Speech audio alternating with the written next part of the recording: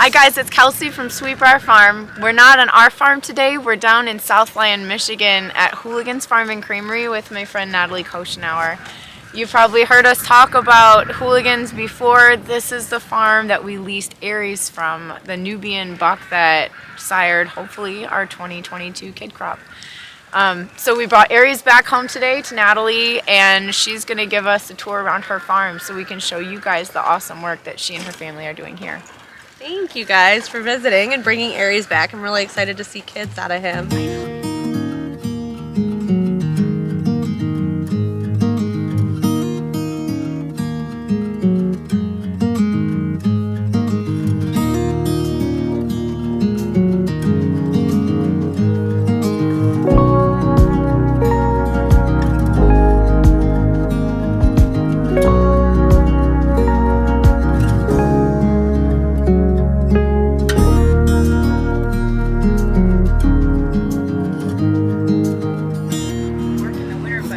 To get off the trailer, it would be really great if you wanted to just step step off the trailer. Automatic waters for cattle. So we have those. If you see, today is clean day. So today is the day that we fill hay, clean the stalls, get it ready for the week. So the farm is the worst it is all week. So bear with me. We know the feeling. Well, plus you had a serious kid in it. How big was that kid? That was a triplet, and I hadn't put it on the Facebook yet, but he was, I didn't weigh him until the next day, so he probably lost a little, like a human baby. When we put him on the scale, he was 11.6.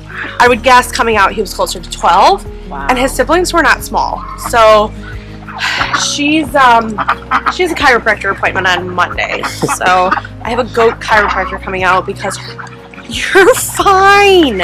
You're fine. Because I'll show you because I've never seen anything quite like it. He messed her spine up pretty bad. Come here, baby. None of you can go in the barn. None of you can go in the barn. So I don't know how your other bucks behave, but over the last month or so, he's been more and more pushy. Well, he's like he doesn't land, but he'll put the his biggest buck I've ever seen. Yeah, I think he needs some other boys to play with. I finally moved my other buck that I bought last year out. So all the bucks are together. So he'll be fine. He'll have a couple that are his size. Look at him! Look at him! Look at him! Yeah, he doesn't stand a chance against me. No. If I'm thinking about you. Oh, yeah, Great. feeding them. Yeah, Hendrix looks great. They all actually are in good weight for coming out of rut. Still have bucks. I still have one more that's on lease. But he probably won't stay. Oh, I forgot about your short tail. I was like, why is your tail so short? That's right. Hendrix is the other Nubian there? Yeah. Yeah, so we'll get one of his kids to bring home. And he's out of the famous Candyman He is genetics? a full brother. Full brother. Full genetic brother to Candyman. Yep. So there is only, I believe, 3 bucks that are brothers out of that full line that have ever been born. So, to date. Yes. I know, you guys can't help yourselves. So yeah, so he'll have a friend to love on. There's a lot of bucks. So what was so famous about Candyman? Candyman has been really well known for being able to fulfill all areas. So his daughters are putting milk in the bucket, and he is making national level winning kids. So the confirmation mixed with the milk production makes a full genetic package for a dairy goat. So people are really loving his offspring. And Hendrix has his first kids on the ground. They're in the house. He's from Washington? He's from Washington. He's from My Enchanted Acres. So he had a long trip. How do you like his kids so far? They're beautiful. I only have 2. Yeah, and they're only 3 days old. But, yeah, I'm excited to see what all we're going to get. And how old is Hendrix? Hendrix is a year this next month. But you can just see his build, his balance. He's still a little posty in his rear leg set right now just because he's in rut, but he's just really well balanced overall. Do you think he'll be taller than Aries and Grit? I don't think so. I don't. I think he's going to be a little bit more on the shorter in stature. What are these other goats you raise? These are Alpines. So this is 24 karat. He's dirty. He's dirty.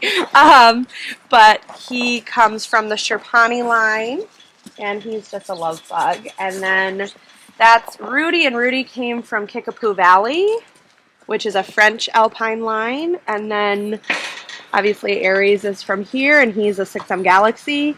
The little guy is a son of 24 karat that I liked his build, so he's going to stay and grow out and see what he looks like. Very active little guy. And then the big giant guy is Hawkeye, and Hawkeye is also from Kickapoo Valley, and Hawkeye is the grandfather to Rudy. So the hope is to do a little bit of line breeding. And Hawkeye actually is also from Kickapoo Valley and is a French Alpine, and he had 2 national winning first place daughters this year at Nationals. Wow.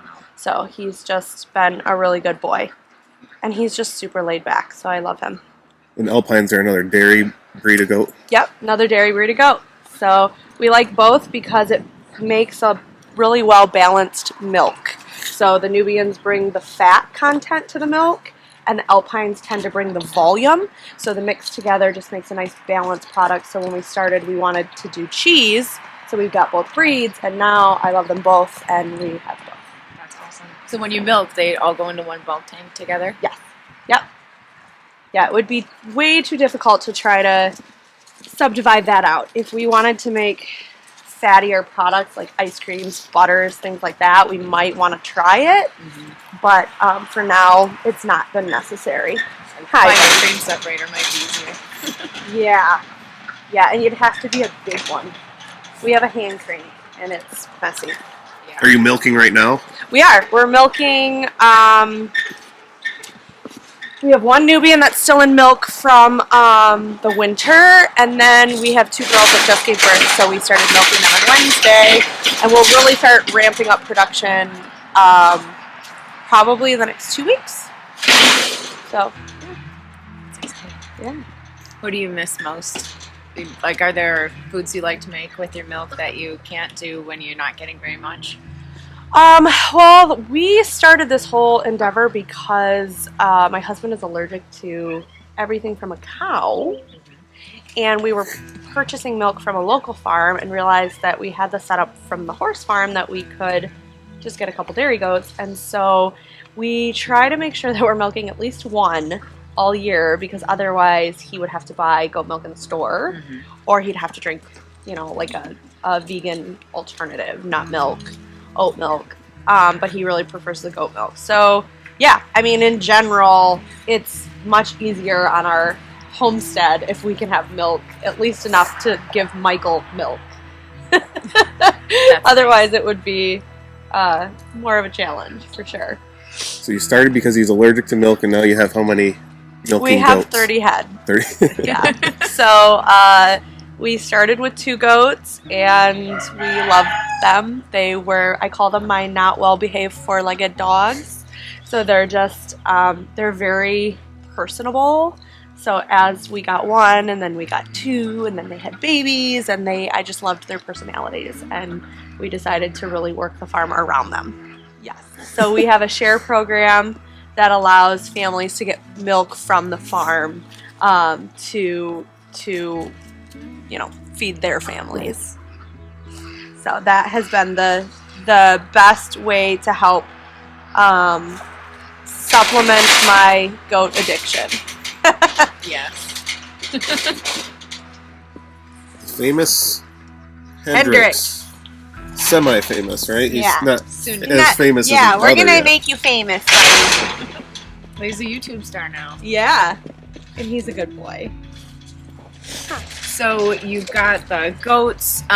You raise them for milk. Do you also do you ever do any meat production? We do. With your weathers? I was going to say, so it just kind of depends. It's been a newer thing. It took quite a few years to be comfortable going that route. You know, we didn't start the farm because we were trying to make a business. We started the farm to raise our family in a certain lifestyle. And what we found is that only so many animals can be pets, and only so many animals can go for breeders, and there has to be another market for the animals that are left. So obviously in a dairy goat industry, our female goats, our does, are the ones that are the most desired. So any leftover wethers, neutered males at the end of the season, go for meat. So whether that's privately or to the butcher for cuts. So That's good. I know Nubians were kind of, well, I know dairy people consider them dairy goats, but I've often heard them referred to as a dual-purpose goat. And your Alpines are so big. I was going to say, I'm sure comparatively to a meat breed, the yields are not what the meat breeds are going to give you, but I have really found that with years of doing this, there are a lot of animals that don't end up in good homes, and there are a lot of animals in general in every area that are not well cared for. And I would much rather know that my animals are going to serve a purpose to feeding a family, and that they had one bad day or one bad moment, and that they lived a really great life up until that point. And we've really stood by that. I think that's a great idea. That's something Mike and I have been talking about after the kids go to bed, is how do we manage our weather, the male offspring, in a way that we feel comfortable with. And when you have children in a household, there is a delicacy to that. It is still something that my children respect, but also have a hard time with. The first babies of the season are always requested to stay forever. And so trying to nicely guide them to understand those processes when they're young is hard. It is. So, but I think as they grow up, they're going to have a whole different level of respect for their food. I do too. And I think they already life in general. do. Yes. I think that the children that are raised on a farm are already just exposed to things that are just really wonderful and beautiful. I don't know that my kids for the longest time recognized that milk came from a grocery store, because it was never on the conveyor at the store. Yeah. Eggs were never on the conveyor at the store. So it's really interesting if you ask my children, they're going to say, well, milk's down at the barn. So That's good. it is. It's really fun. So I know you said you got started with your farm because your husband is allergic to everything from cows. Everything from cows and chicken eggs. But now I see you have a Yeah. Dexter's over there. So that's my pet project. They are clearly not here for meat for us. Yep. But, or for me, I guess I can have a steak here and there, but we had a 29-year-old quarter horse gelding named Michelob, and he was my baby. I'd had him since I was 15, and we lost him last fall, and I had him a long time, and there is something different about the dairy goats. Are amazing, and I love them. They are my spirit animal by far. But there is something about working with a large animal that you have to have a built relationship with. You cannot make a horse do something if it doesn't want to. It has to have a relationship with you. And Michelob and I had an amazing relationship, and I recognized that I missed that. I missed working with an animal that had to want to work with me. The dairy goats, at the end of the day, if you want them to move forward, they're going to move forward. Maybe not Hawkeye, but, for the most part, it's just a different type of relationship. And so I wanted an animal that I could build that kind of a relationship with, but felt like I had graduated from an animal that was for pleasure and more of a dual-purpose animal for our family. So we have a steer out in the pasture. So he will go this late summer to freezer camp, and that will be for a different family. And then we have 2 heifers, and they are both bred. The bull is currently at another farm, and so hopefully we will have babies in July. And then the plan was I wanted to train my heifers to be family milkers. Yeah. So these 2 particular cows may not always stay on our farm.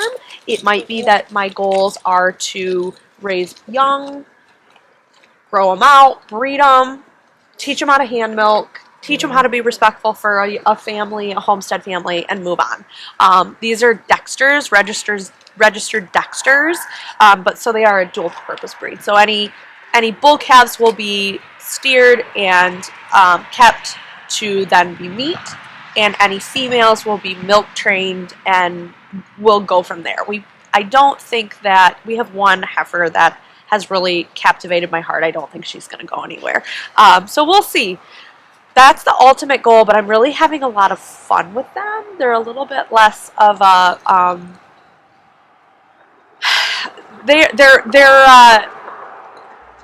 putting one freezer steer to another family, being able to sell a steer to another family is helping their feed cost. Yeah. But they're still a new enough venture that we're working on the kids. So we need to be having our own babies on the farm to really make them pay for themselves.